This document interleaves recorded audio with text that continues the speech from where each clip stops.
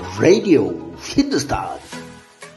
Vande Mataram. Radio Hindustan आज रजनी लेकर आई है आपके लिए। क्या है मिस्र की अल हाकी मस्जिद का भारत से कनेक्शन?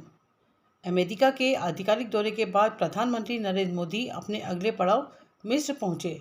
अपने दौरे के पहले दिन जहां उन्होंने मिस्र के राष्ट्रपति अब्दुल फतेह अल सीसी से मुलाकात की और कई अहम मुद्दों पर चर्चा की, वहीं दौरे के दूसरे दिन उन्होंने काहिरा में मौजूद ऐतिहासिक अल हाकिम मस्जिद का दौरा किया।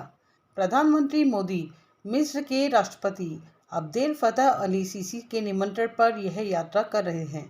अल सीसी ने भारत के गणतंत्र दिवस समारोह के मुख्य अतिथि के रूप में शिरकत की थी और उसी समय उन्होंने प्रधानमंत्री को मिस्र की यात्रा के लिए आमंत्रित किया था। वर्ष 1997 के बाद किसी भारत के प्रधानमंत्री का यह पहला मिस्र का दौरा होगा।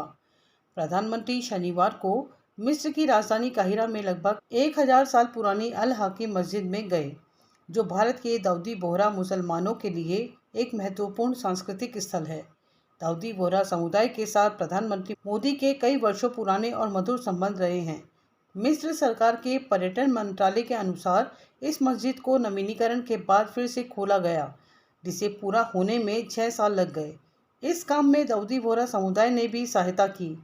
पीएम मोदी ने अक्सर ये बात कही है कि दाऊदी बोहरा ने गुजरात में उनकी कई बार मदद की है। गुजरात के मुख्यमंत्री के रूप में 2011 में नरेंद्र मोदी ने दाऊदी बोहरा समुदाय के तत्कालीन धार्मिक प्रमुख सैयदाना बुरहानुद्दीन का 100वां जन्मदिन मनाने के लिए समुदाय को आमंत्रित किया था। 2014 में उनके निधन के बाद पीएम मोदी उनके बेटे और उत्तराधिकारी सैयदना मुफद्दल सैफुद्दीन के प्रति संवेदना व्यक्त करने के लिए मुंबई भी गए थे। 2015 में पीएम मोदी ने समुदाय के वर्तमान धार्मिक प्रमुख सैयदना मुफद्दल सैफुद्दीन से दोबारा मुलाकात की थी, जिसके साथ उनके हमेशा सौहार्दपूर्ण संबंध रहे हैं। पीएम मोदी काहिरा में हेलियोपोलिस कॉमनवेल्थ वॉर ग्रेव कब्रिस्तान का दौरा किया, जो एक पवित्र स्थल है जो प्रथम विश्व युद्ध के दौरान मिस्र और फिलिस्तीन में सेवा करने वाले और मारे गए भारतीय सेना के लगभग 4000 सैनिकों के स्मारक के रूप में कार्य करता है। पीएम मोदी ने यहां भारतीय सैनिकों को श्रद्धांजलि भी दी।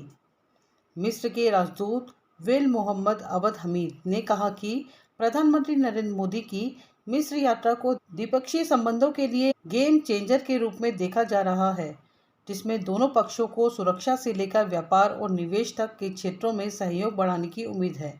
हमीद ने हिंदुस्तान टाइम्स से कहा कि सैन्य उपकरणों के सह उत्पादन के अलावा दोनों पक्ष स्वेज कैनाल आर्थिक क्षेत्र के भीतर भारत के लिए एक समर्पित स्लॉट की मिस्र की पेशकश पर चर्चा करेंगे।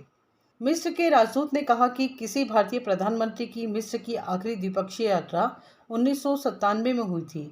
उस समय मिस्र और भारत में एक अलग नेतृत्व था और दुनिया अलग थी। एक राजदूत के रूप में मेरे लिए यह देखना बहुत निराशाजनक था कि मिस्र भारत संबंध, जो परंपरागत रूप से बहुत मजबूत थे, उसी गति के साथ जारी नहीं रहे जो 1950 और 1960 के दशक में थे। दुर्भाग्य से 1990 के दशक में और इस सदी के पहले 2 दशक में ये रिश्ते ज़्यादा आगे नहीं बढ़े। मिस्र के राजदूत ने कहा कि अब दोनों देश करीब आ रहे हैं। 2022 में हमारे राष्ट्रपति अब्देल फतह अल सीसी को भारत के गणतंत्र दिवस में मुख्य अतिथि बनने के लिए प्रधानमंत्री नरेंद्र मोदी ने आमंत्रित किया था। मैं इसे गेम चेंजर के रूप में देखता हूं। प्रधानमंत्री मोदी और हमारे राष्ट्रपति दोनों नेताओं की प्राथमिकताएं समान हैं।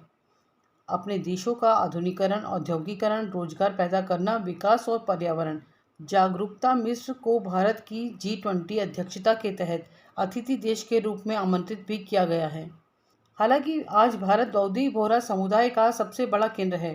दुनिया भर में इस समुदाय की करीब 10 लाख आबादी है, जिसका सबसे बड़ा हिस्सा भारत में है। गुजरात के सूरत में मस्जिद मोअज्जम दाऊदी बोहरा समुदाय की सबसे बड़ी मस्जिद है। दाऊदी बोहरा समुदाय में शिक्षा पर काफ़ी जोर रहता है और वह मुस्लिमों में सबसे अमीर भी होती हैं। दाऊदी बोहरा समुदाय ने ही मिस्र में अल अजहर यूनिवर्सिटी की स्थापना की थी। इसे आज भी दुनिया के सबसे पुराने जीवित विश्वविद्यालयों में गिना जाता है। बने रहें हमारे साथ रेडियो हिंदुस्तान पर। सबको सिखाएं पेड़ लगाएं, सबको सिखाएं जल बचाएं।